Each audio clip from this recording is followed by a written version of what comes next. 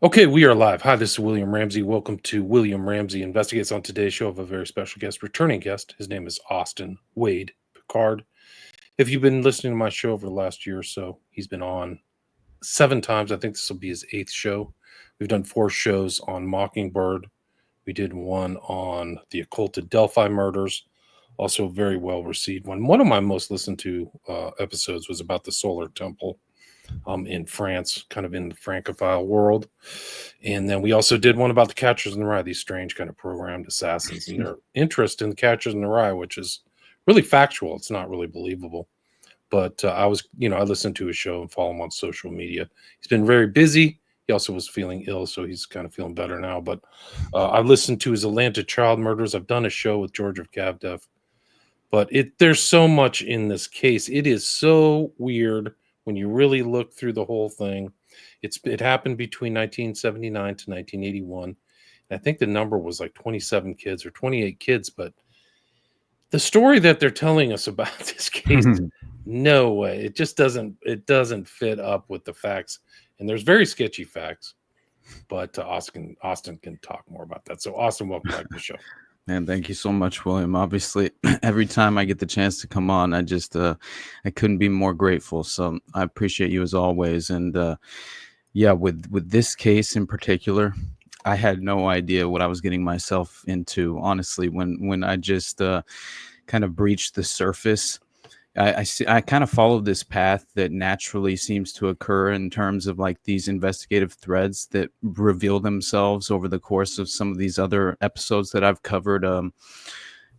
Specifically, I think honestly when I prioritized the Marc Dutroux case, like that sent me down this sort of investigative rabbit hole into this enterprise of snuff films and these child trafficking organizations that unfortunately sort of provided this sinister window into this very well established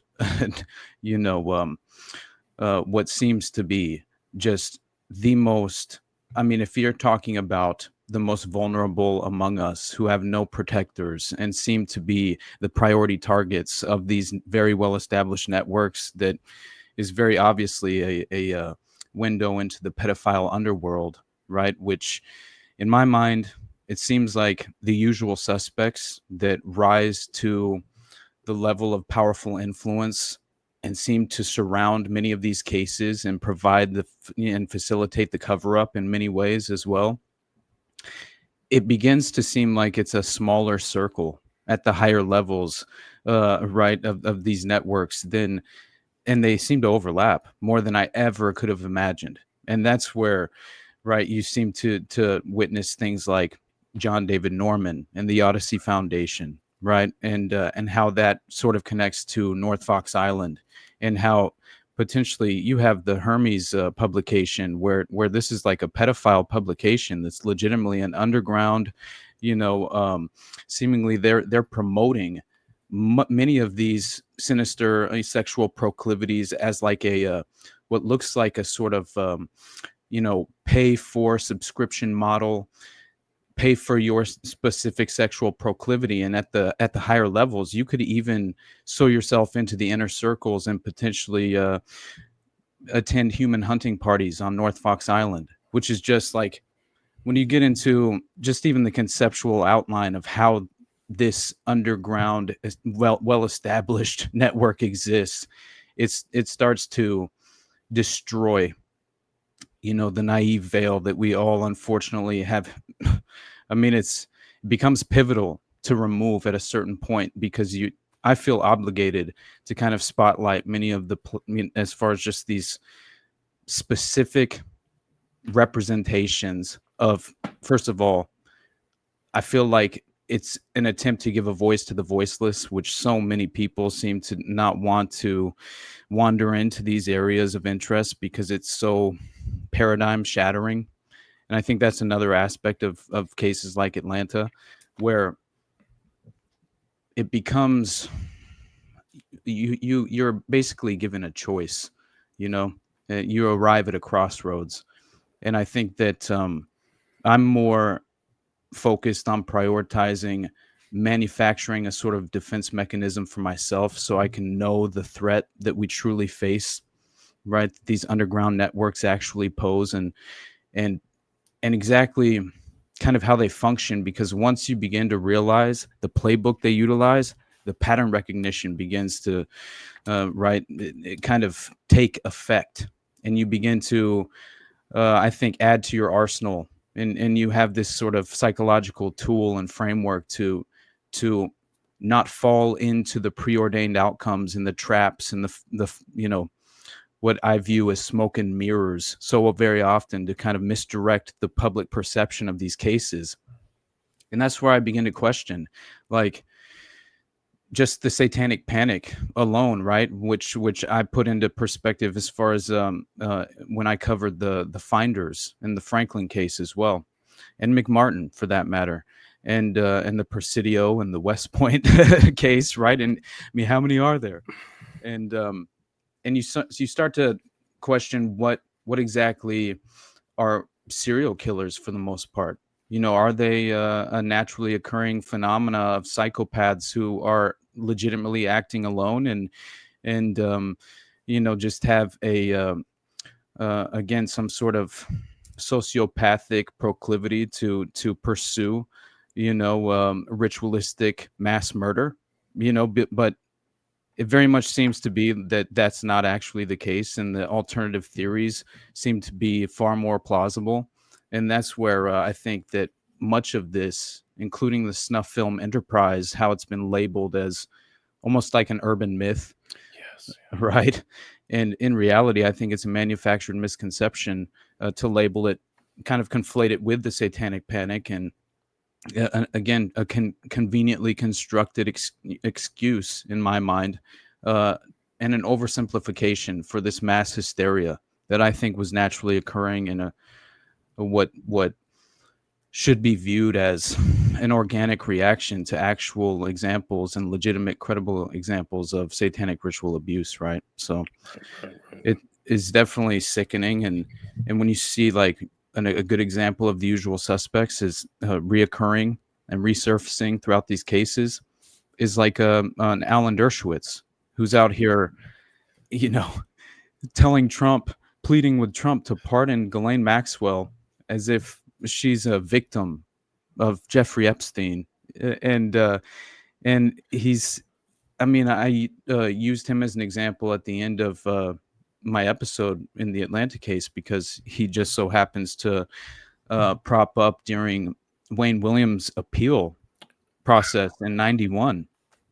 Yeah, and that doesn't surprise me at all because of the Process Church connection to this case, which we'll get into as well, and how Alan Dershowitz also was a part of Jeffrey McDonald's defense for some strange reason during the Fort Bragg murders.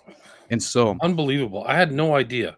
fascinating, That right? is off the charts. That's just mind blowing, dude. I had Yeah. no idea. And in 1977, when all of this is occurring, he feels the need to defend the legality of privately screened snuff films, right? And I mean, he apparently he says, provided the victims featured in them had been murdered overseas, he's perfectly willing to defend the legality of these screenings. And I believe it was during a public debate that he would say that he himself would not deny the right of a movie theater to exhibit a snuff film provided it was not filmed within the US. So, Incredible. It's on my social media. I'm ridiculous, going to man. bring it up right now. Like I have it on my hard drive. It's unbelievable. Dershowitz is so dirty. Like he Yep. had that for people who don't know, it's kind of a bit of a tangent, but he was involved. He was sued by Ghislaine Maxwell. I mean, Mhm. sorry, sued by Virginia Giuffre, who Right. conveniently dies, right? Mhm. Her dad says it's no way, and she's Amen. and so I don't believe that one at all. She was right in the thick of it.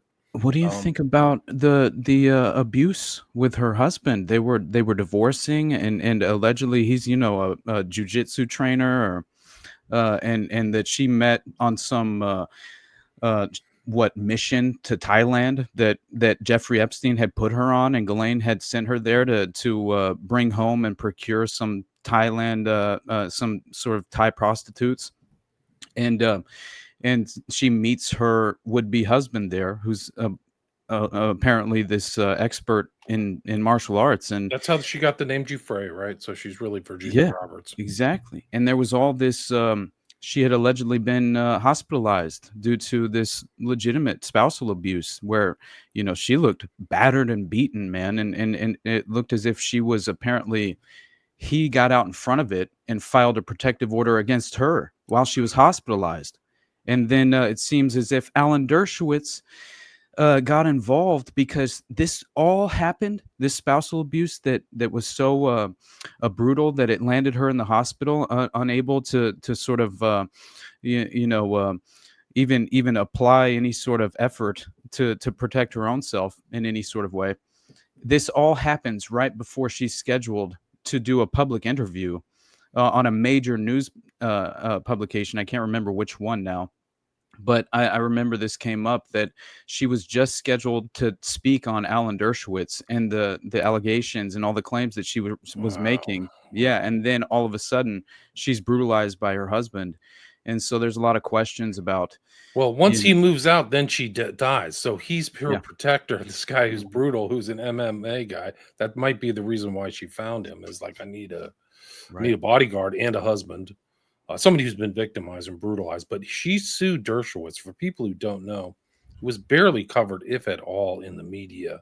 But I followed it all the way to the end, because what happened is that it was part of the other civil suit she was involved in, right? She sued Ghislaine Maxwell, I think Epstein, and that's kind of what set this whole thing rolling. But then Dershowitz said something that she considered defamatory. She sued him, and that litigation was very cutthroat. I mean, they all are, especially involving Dershowitz, in my opinion. Right. But when you watch civil litigation as somebody with a legal background, what happens is a lot of times they kind of mix and match, and they'll keep it covered up, and there's a lot of back and forth paperwork, confetti flying, and that's what happened in this case. She had excellent lawyers, by the way. She had Boys and these other people, but just to shorten it, they went back for 2 years, and it was literally getting to the point where they were going to depose Dershowitz, and the case was taken out of the legal system. So a very clever way to settle a case is not to settle the case publicly with the court as an arbiter. You do it independently. So you come to an independent agreement and say that the case can be just relieved for prejudice. Because, for example, if somebody sued me, I would just go to them, come to an agreement and say, look, we don't need the court anymore.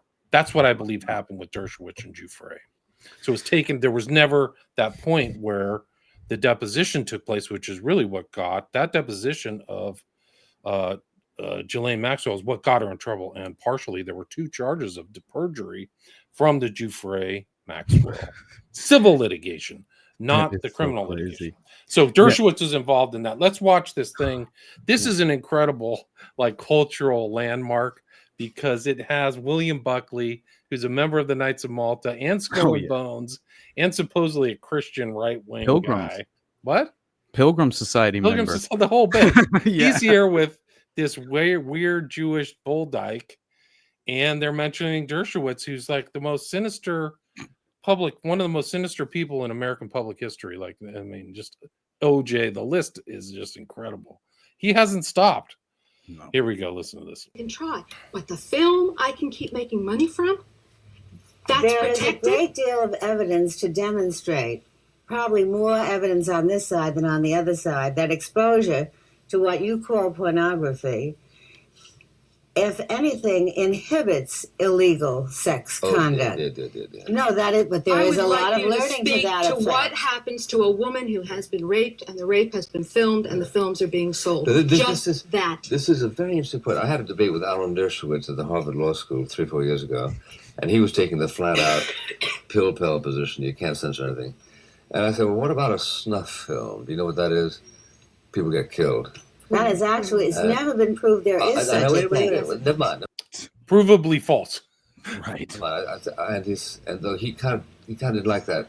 Well, he said, it would be all right. You would have to protect a snuff film that was made abroad, because then the murder would not be something that had been, so to speak, licensed derivatively in America.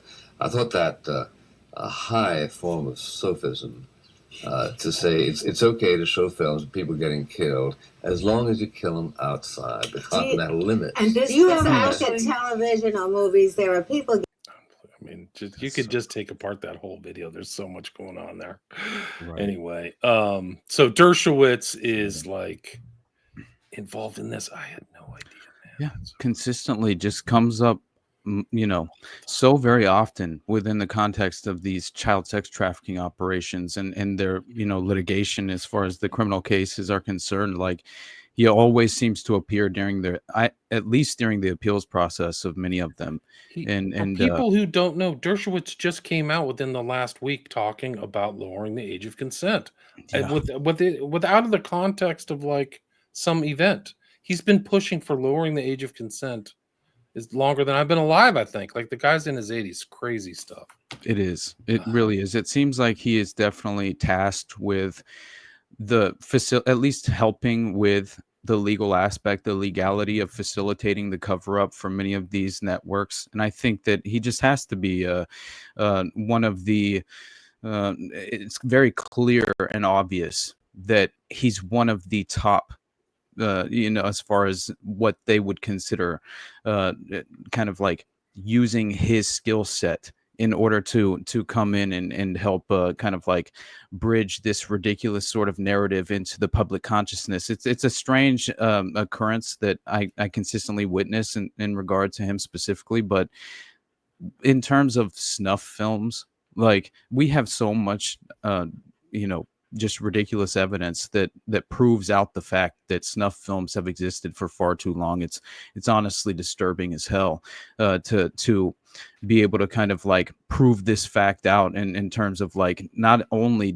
I didn't even realize that there was a potential that the Manson family were involved and engaged in creating snuff films, which shouldn't be all that surprising, honestly, at this point. But yeah, there's been allegations that Kenneth Anger was this is from Dave McGowan.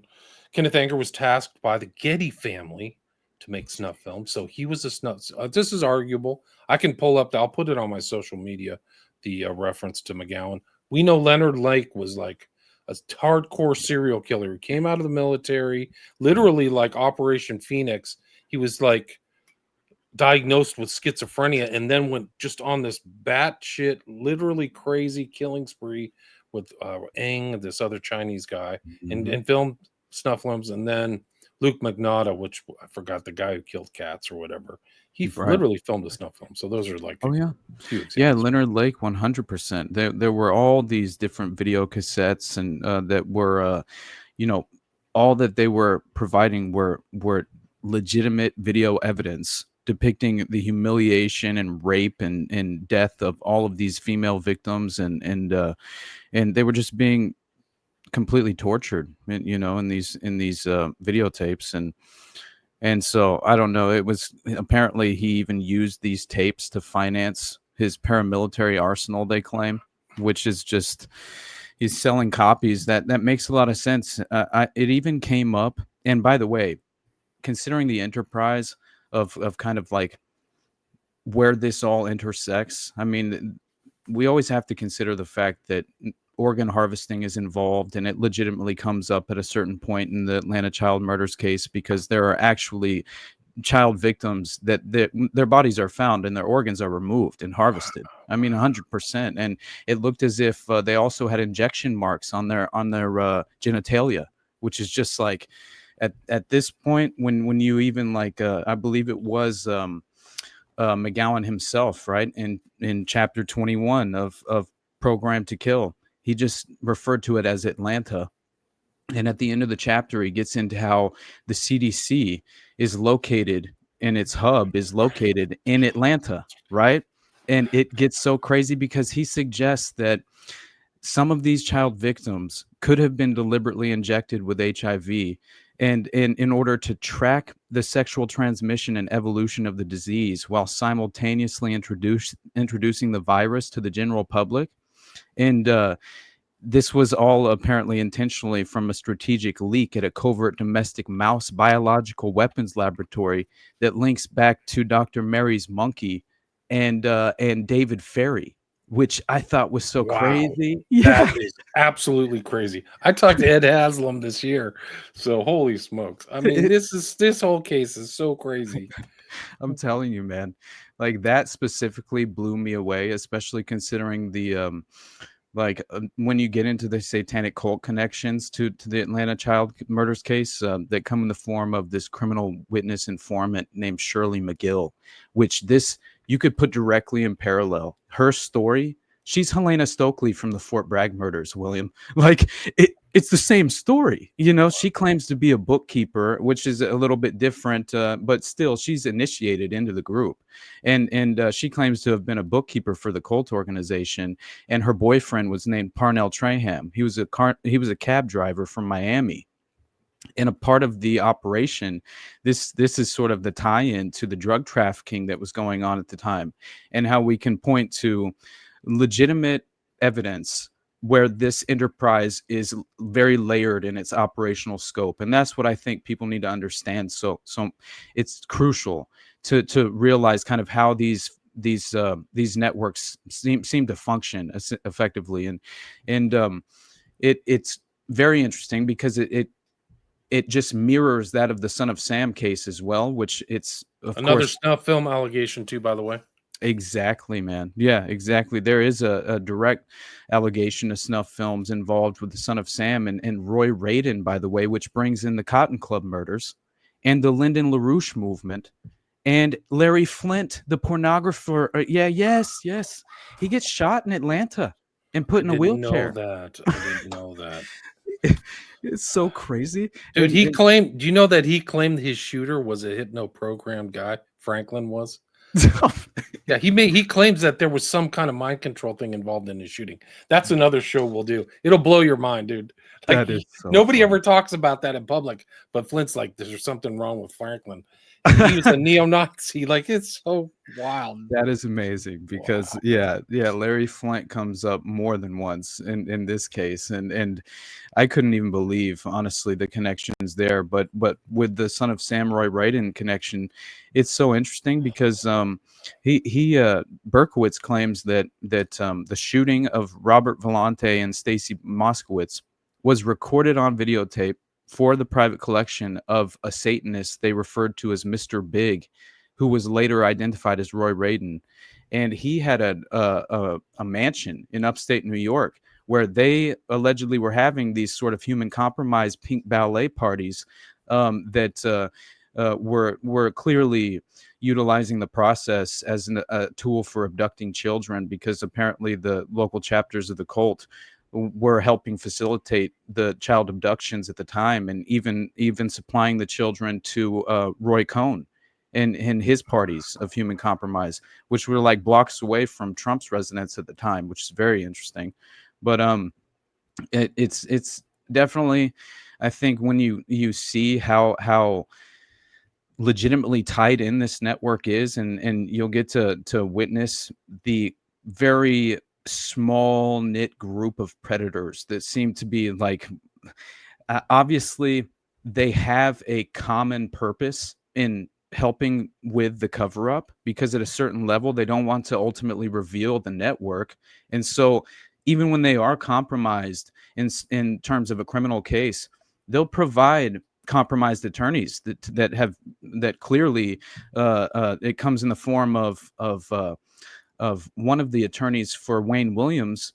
Man, this gets crazy because it turns out that she was already had been the attorney for Michael Thevis, who was a known and well-established pornography and kingpin in the area at the time.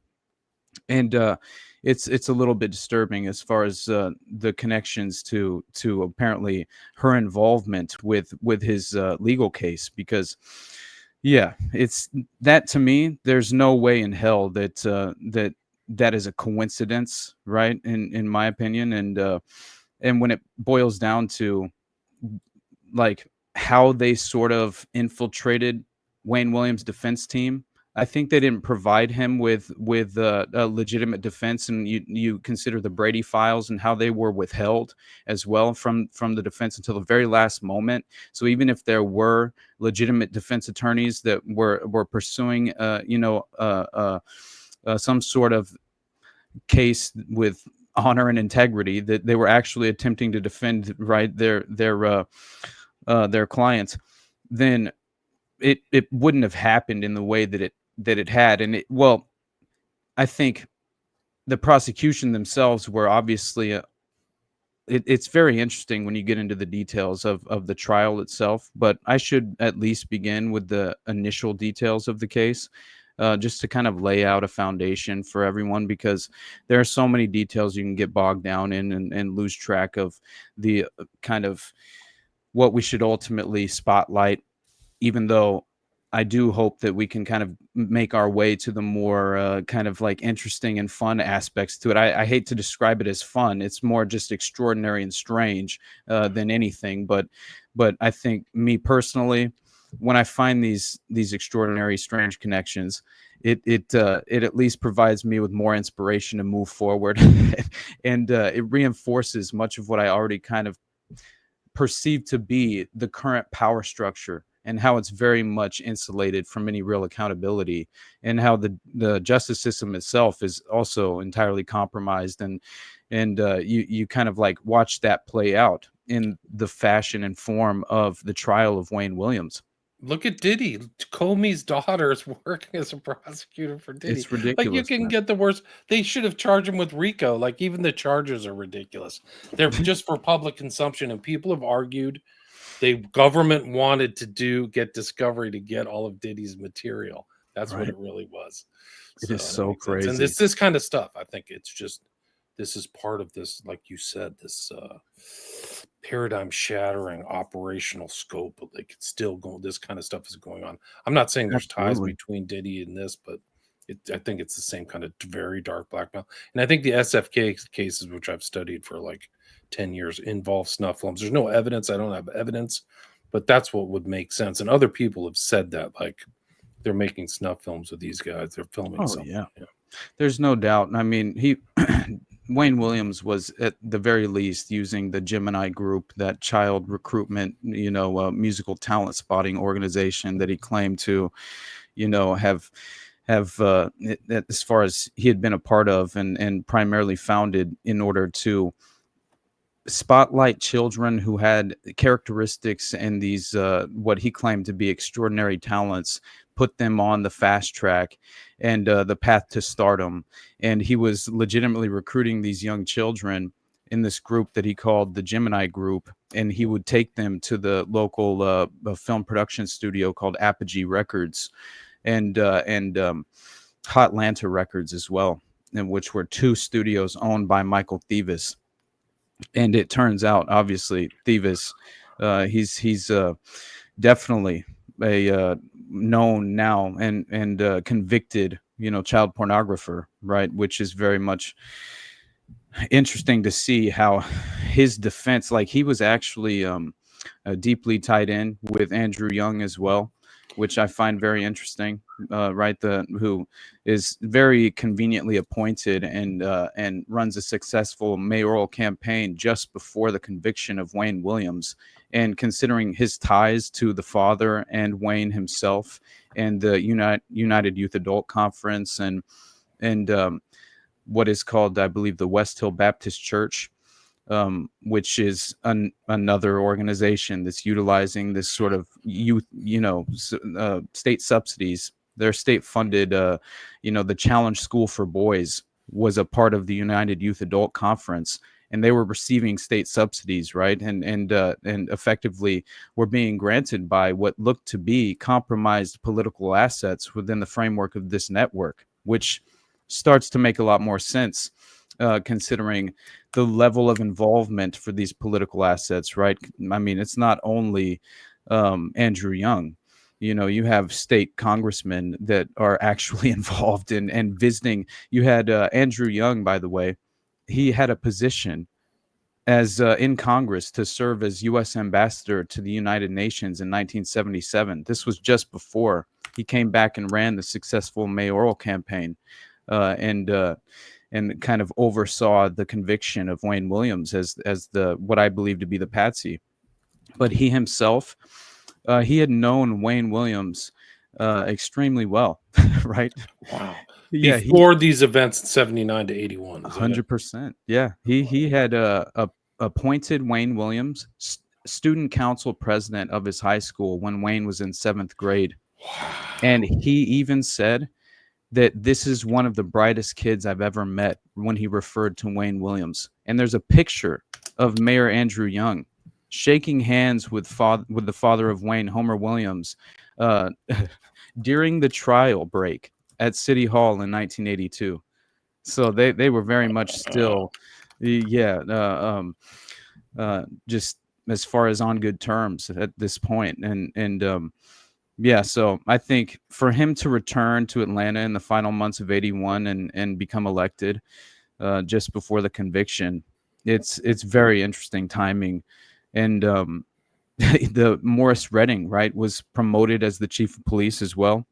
And he was the former task force commander who covered up the connection between this prior investigation into multiple victims who were on the list of the alleged, Atlanta child murders victims list that they tried to legitimately tie directly to Wayne Williams as the sole perpetrator, when there had been a prior investigation into the victim Earl Terrell, and apparently that had been linked to a child sex ring operation that was tied to a man by the name of John David Wilcoxon, I believe, John Wilcoxon. And that's very interesting, because I think that seems to implicate the fact that Earl Terrell, this victim, right, in terms of Morris Redding being promoted and being the former task force commander who covered up that investigation. It turns out that he had also been a major campaign contributor to Andrew Young during his years in Congress, and so had John David Wilcoxon and Michael Thevis, the well-known pornographer, right? And so I think we're witnessing this sort of window into the pedophile underground, especially that seems to, I don't think this only ties in the Atlanta child murders case. I think this window directly ties in this overarching pedophile underground that definitely is represented in the form of these various operations being conducted at the time. The Atlanta child murders case being one, the Dean Corll murders in Houston being another, the John Wayne Gacy murders of the 33 boys in Chicago. I think you have Chicago, Houston, Atlanta, all being perfectly represented in the fashion of, we have to facilitate a cover up, find a plausible patsy, and hang him out to dry. And that will, in essence, kind of further reinforce the serial killer narrative at the time, which was obviously, the lone nut. Yeah, it's not a right? group. Yeah. Yeah. And it's interesting when you say that, because what comes to mind is Gacy's last 4 victims were thrown in water. The Atlanta child murders are thrown in water. Gacy gets caught in 78. These happened 79, 81. And then there's that documentary, The Candyman and the Clown, which ties all this stuff together. And you mentioned Odyssey and that creepy Norman guy, and Paskey is involved, and like some other victims. And we know that Gacy was traveling around too. Like that's what's really creepy, is like there's like Thin White Line was this show where a guy like ran into Gacy at some lake in like Kentucky of all places. So we don't know. And he had this huge suitcase full of like child CSAM, I guess is what they call it now, child porn. Where's he getting all this stuff? Like, what is going on? Like, these guys are like networked and collecting, and just crazy. John Wayne Gacy was directly tied in with the Delta Project, right? And that's what's so crazy to me, is that he has all these political connections, and the JCs tie in. He was involved not only with this what's called like the junior. I'm trying to find what was the JCs represented. It was this it was the junior chamber, the United States Junior Chamber, which was known as the JCs, which was a civic group, right? A national civic group. But this is a strange, very strange coincidence, because not only was John Wayne Gacy named outstanding vice president of the Waterloo JCs in 1967, but Ed Kemper also happened to belong directly to this organization.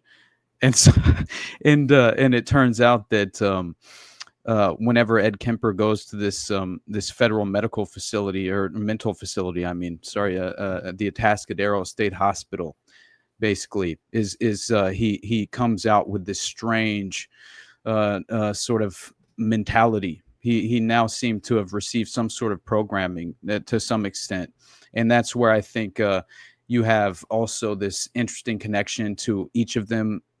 Kind of like developing multiple personality disorder at a certain point. Right. That's what happened to Lake.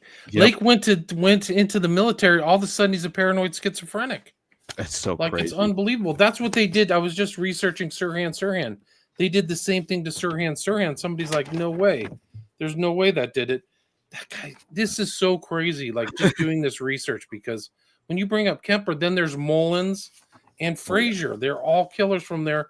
And they all did a lot of LSD. They were tied to Atascadero. Yep. And they're tied into these cases that I just did with Todd Wood. Guys are at Atascadero. They're all at Atascadero. And there's all these weird MKUltra people around there in California and stuff too. Rabbi Maurice Davis. He comes up in the context of, this is so crazy. When I found this is how I felt. It felt like whenever I was going through the Finders documents, basically, or no, whenever I discovered the McMartin map in the Finders documents, whenever they dropped, and in the document dump, right? I got the exact same feeling whenever I discovered this Jonestown connection in an excerpt from a 1982 investigative report on the Atlanta child murders, while I was looking deeper into David Berkowitz and his connections to the process. And I just instantly felt like, what the hell is this even doing here? You know what I mean? Right. And essentially, man, when you get into these connections, it starts to look as if there was a handler. Now, obviously, I believe that Jonestown was a direct example of MKUltra being driven underground for plausible deniability using cult cutouts, and I think that was sort of proved out in terms of William Holsinger and his connections to a lot of it. Congressman Leo Ryan's aide, which, by the way, if you can believe it, Dr. Louis Jolyon West was granted an award, a lifetime achievement award that they called the Leo Ryan Award. Get out. No way.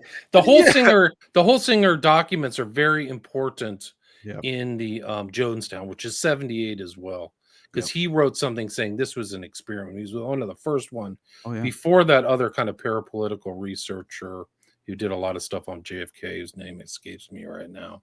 I posted stuff by him too, but that's where they got a lot of this stuff, is that it was literally out of a congressional office. Like, hey, something weird is going on here. Definitely. Yeah. And it's just like, honestly, incredible. It is incredible. And when you have this rabbi, Maurice Davis, who has this history as a chaplain involved with this addiction center in Lexington, Kentucky. And it's apparently known as a clear MKUltra front at this point. And apparently he's the rabbi in Indianapolis who first sponsored Jim Jones in the early days of the People's Temple. And he gives him, I believe, the first synagogue. It was because I read through there's this crazy document from the LaRouche publication, LaRouchePub.com. I believe it's the Executive Intelligence Review. And it's very interesting because at the very bottom of the document, there's a chapter that's referred to as the ADL Defends Satan. And it's very interesting because it points out the fact that there was documented evidence of the ADL being involved in MKUltra that dates all the way back to the 1960s. And they point to this Rabbi Maurice Davis, who participated, they claim, directly in Project MKUltra. And they essentially tie him as the chaplain in Kentucky to this addiction research center, which they say is a hotbed for the CIA's secret LSD testing. Davis's co-workers say that the rabbi helped track some of the LSD human guinea pigs when they were released to outpatient treatment. Now, he is involved in the CIA project directly tasked under Sidney Gottlieb. So the black sorcerer of MKUltra himself had given Rabbi Maurice Davis his direct task, involved in essentially, by the way, they do entirely shred all the documents in 72. And I think it's really important that people understand that they're under Richard Helms. He ordered the direct destruction of thousands of MKUltra documents and other, obvious covert operational documents that would have proven so much of the extent of what they have been capable of, and what they have.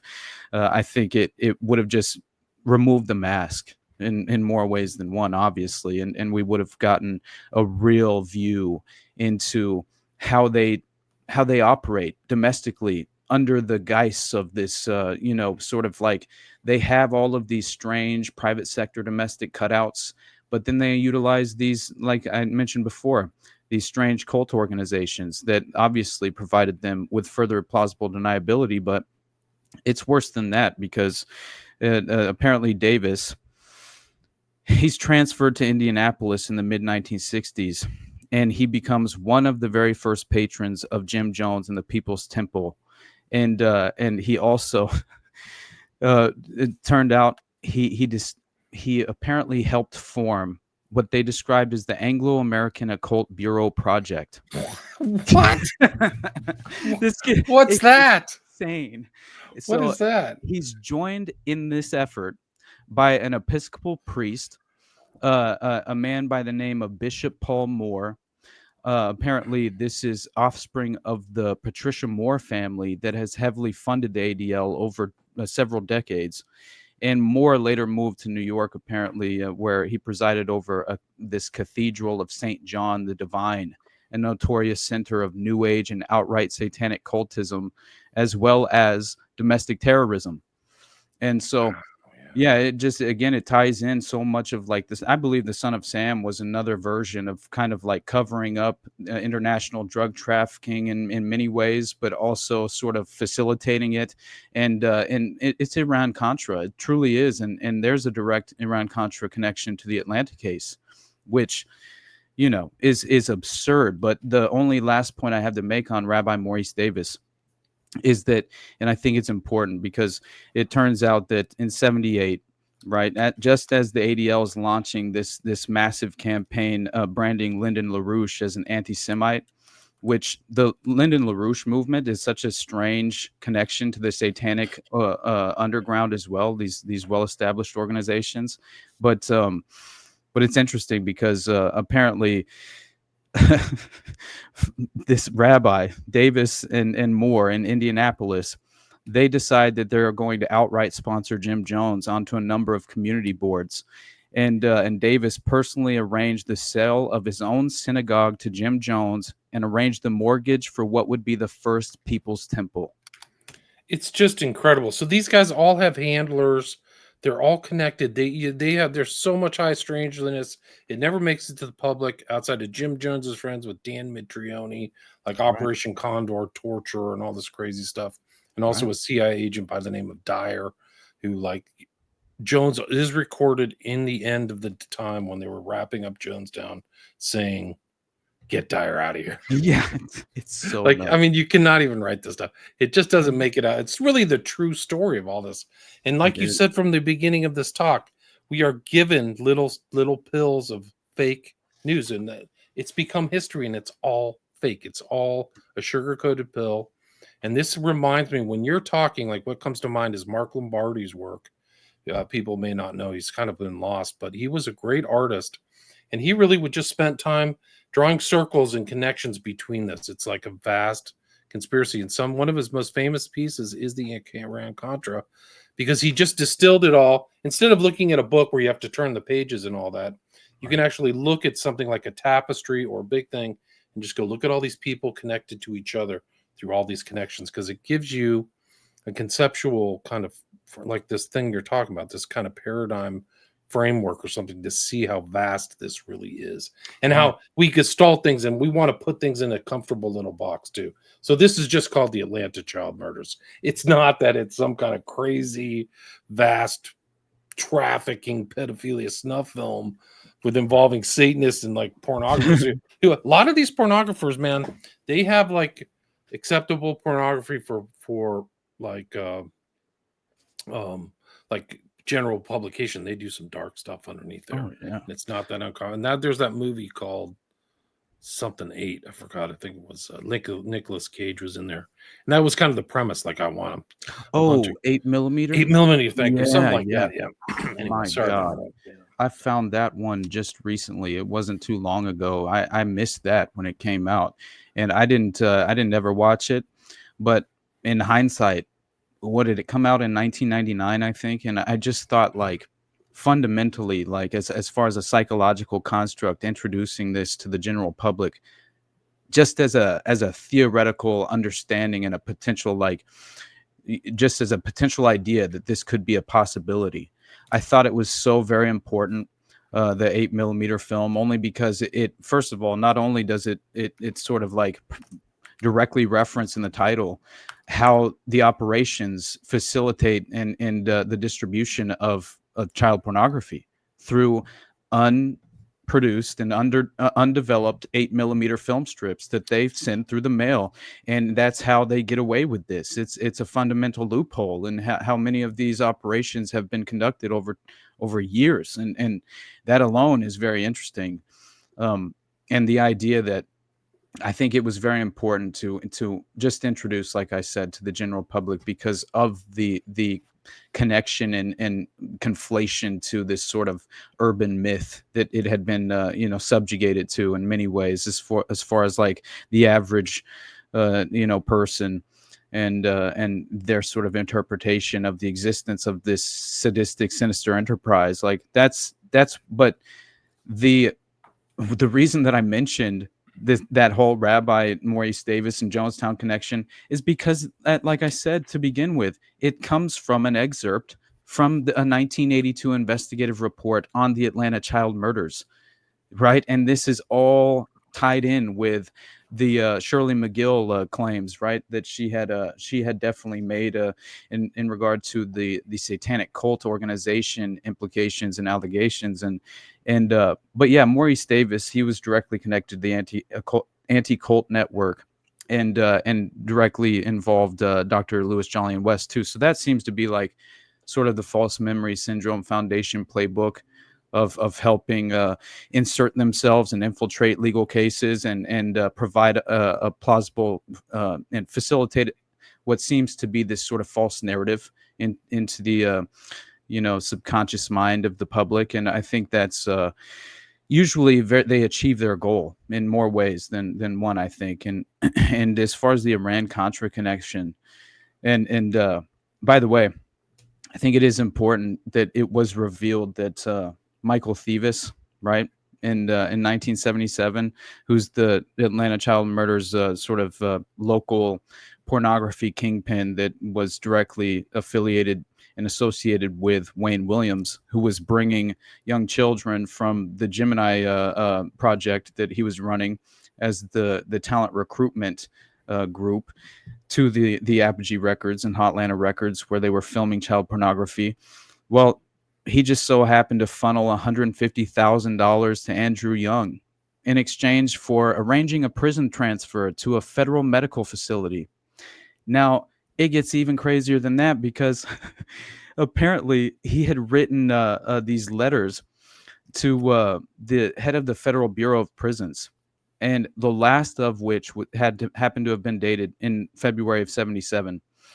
And so this was on United Nations stationery that he's sending these letters back and forth, and so during this arranged prison transfer through Andrew Young, Michael Thevis would escape from prison right? And this was during his transfer process out of that facility for a civil hearing in 78.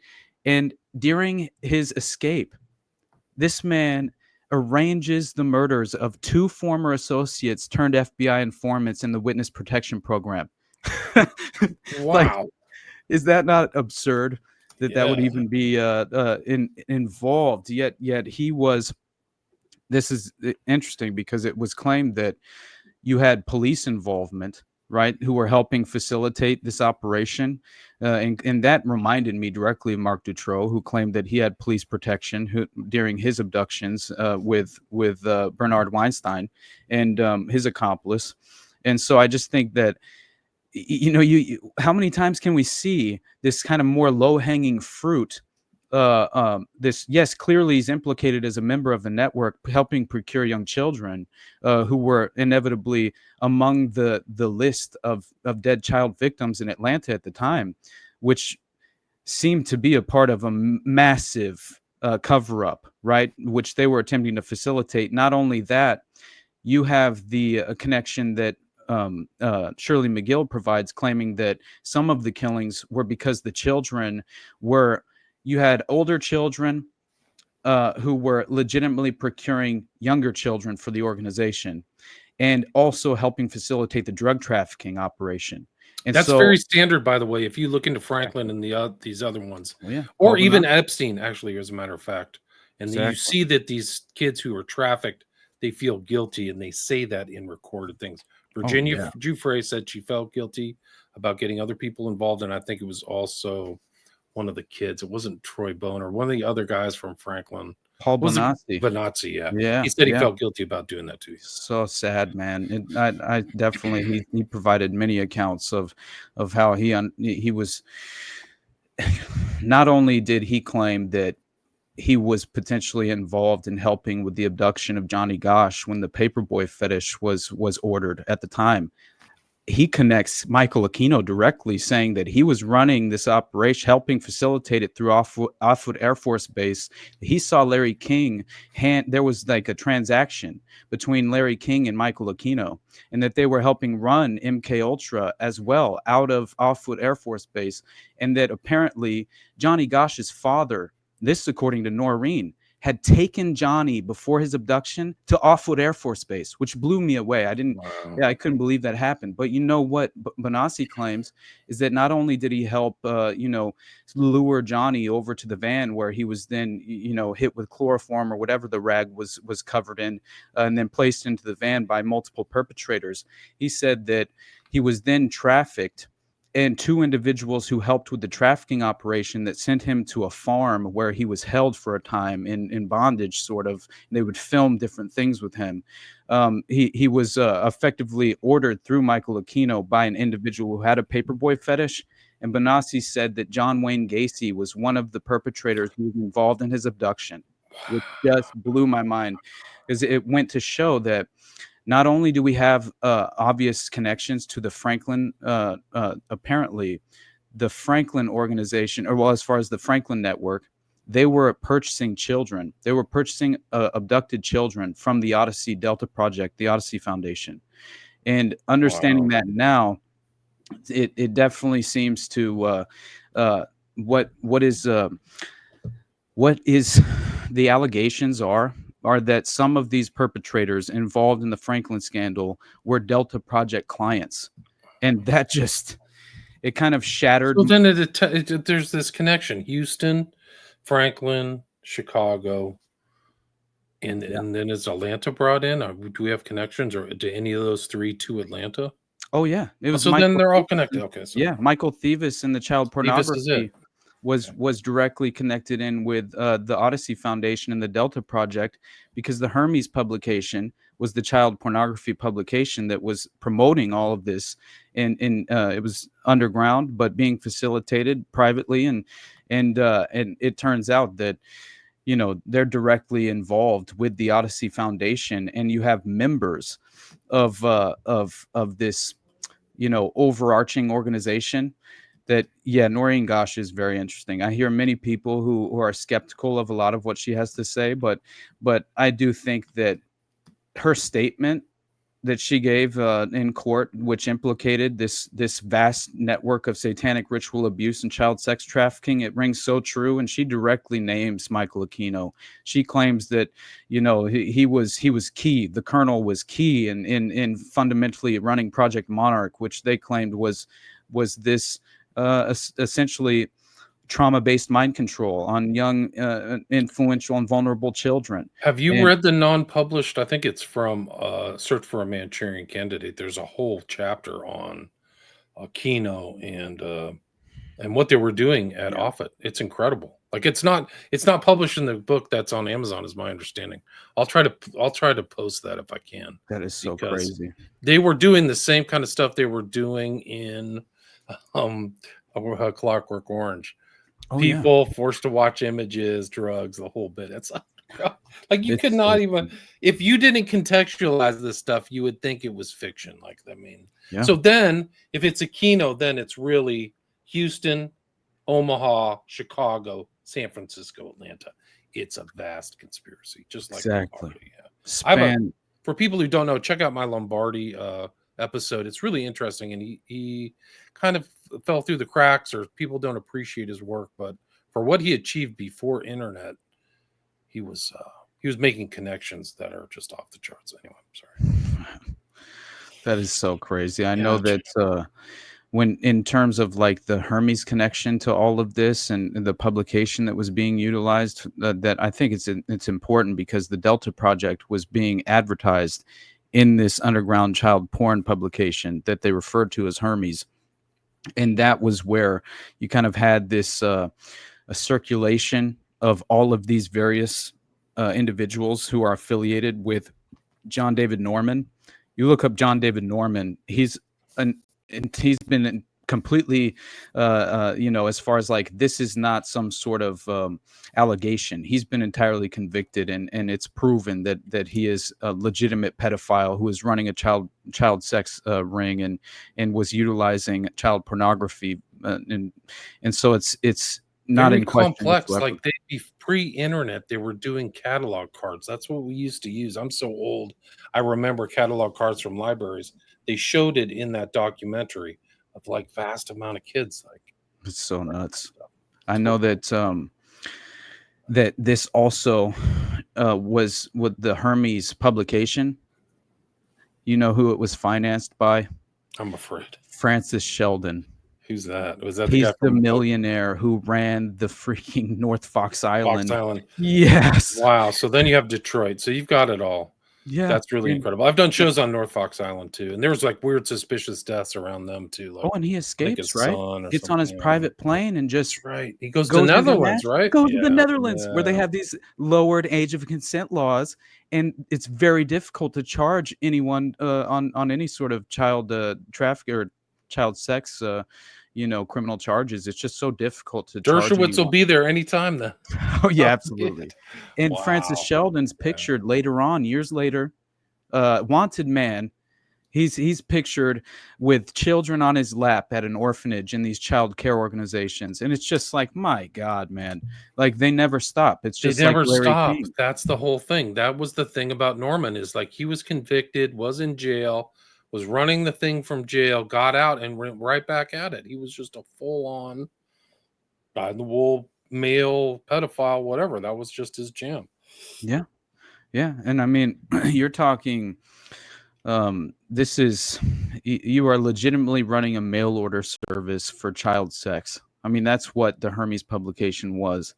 And, it was basically, they had like instructions on how pedophiles could essentially subvert any real legal consequence of any kind. Same as the Finders. When you look at what was discovered at the Finders properties, whenever they raided the Finders properties, the W Street apartments, they had private node to node communication servers, right? That this is in the 80s, and I mean, unheard of at the time, and they are in direct communication with the Chinese embassy on abducting a Chinese child, right? Like, so we're talking international in scope. You have members of Georgetown who were involved at that level, who were also later on even charged with thousands of images and files and videos of pornography, and they were tied back to the Finders case, and that came up in the like 2017 or something. It was very recent, where I saw an individual who had been caught up in the W Street Apartments scandal with the Finders, and was a professor at Georgetown, and inevitably had later on been charged and found to be a pedophile. They had connections to a lot of people in our culture. Scratch Adams, Norman Mailer are known. Like, it is, and those are just some of the known people. A lot of futurists and New Agers and stuff like that. Definitely. But just, it was a precursor to, well, they got busted. I think the Tallahassee incident was 87, but they were like active for decades, for a long time. That's just off the charts. Definitely. And I need to wrap it up, bro. We are. Oh shit. Okay, I'm sorry. I mean, we've already done. I feel like we could do 3 more hours. It's just so, off the charts. This is much bigger than just the Atlanta child murders. It's really, oh man, it's really just the International Pedophile Underground or something. It's a vast Satanic Murder Inc.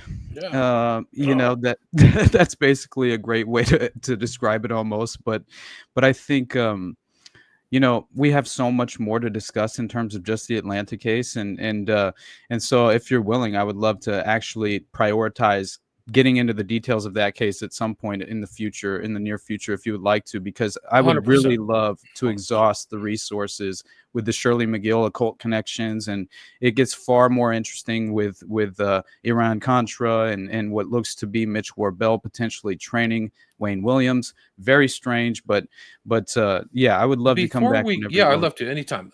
But interestingly, I heard that you're kind of a believer that McDonald really was assaulted by a satanic cult. That's a very controversial position, in my opinion. I know. I've heard many people have given me pushback on that, and I understand why. I think you should be extremely careful whenever you speak in certain terms about any of these cases, I think, as well, which I try to be.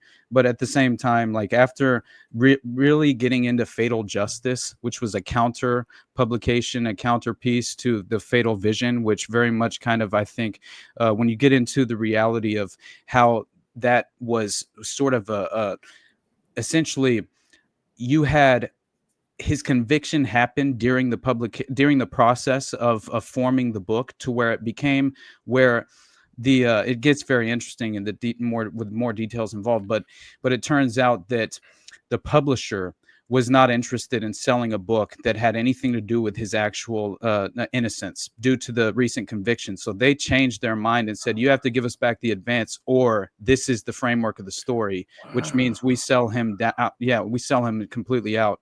And also, I think there were direct connections to the involvement with the individuals who ran the publication, which that comes up. And I think in terms of Helena Stokely and Prince Beasley, who was the local police narcotics officer and who was the handler of Helena Stokely, he worked for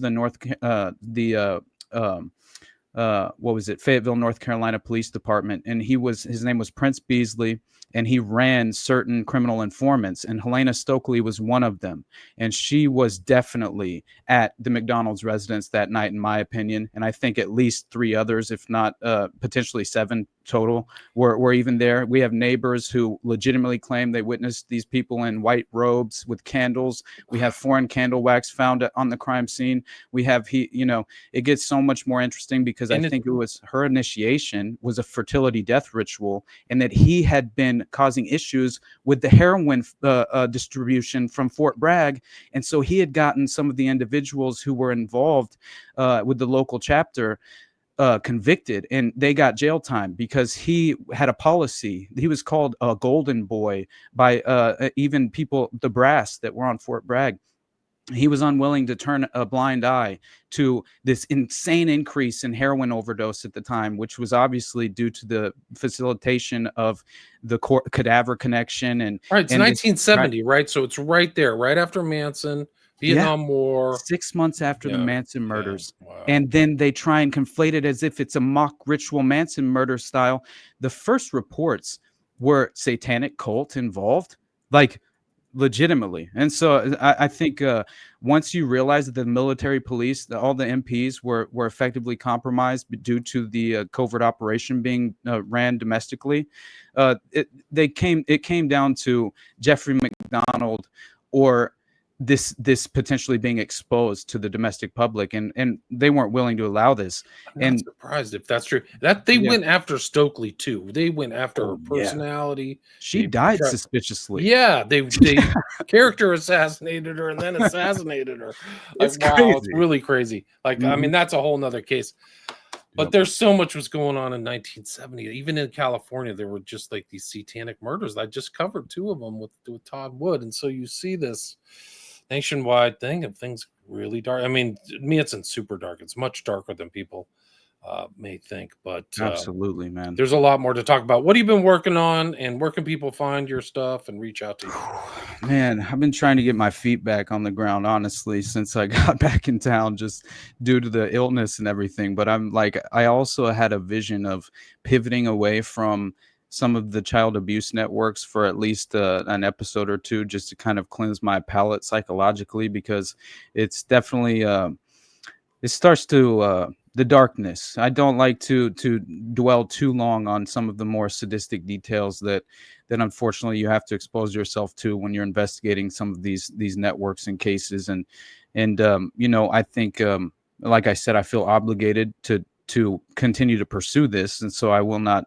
turn a blind eye. But I also think, just personally, for my own personal welfare and well-being, I should potentially do an episode on like maybe a let's say Esalen Institute or some sort of like social engineering that yeah, you know, it's still very dark, and the implication and consequences of it clearly do have a negative impact on the social fabric of society in general. But it's a little bit of a reprieve from some of the more disturbing aspects of these things. And but William, thank you so much, brother. Like, honestly, every time I get to talk with you, it's just refreshing, because you fill in a lot of holes, and it's interesting coming from different angles, right? Different people, different minds would come from different angles, and it's very fun and enjoyable to engage with you at that level. And I just got to thank you as always. And we're gonna have to make a point, though, because I definitely do want to do the Atlanta case a little more justice. We'll get it done. It's more. This is actually more important. It's more original when people, like you say, see this big connection, this vast.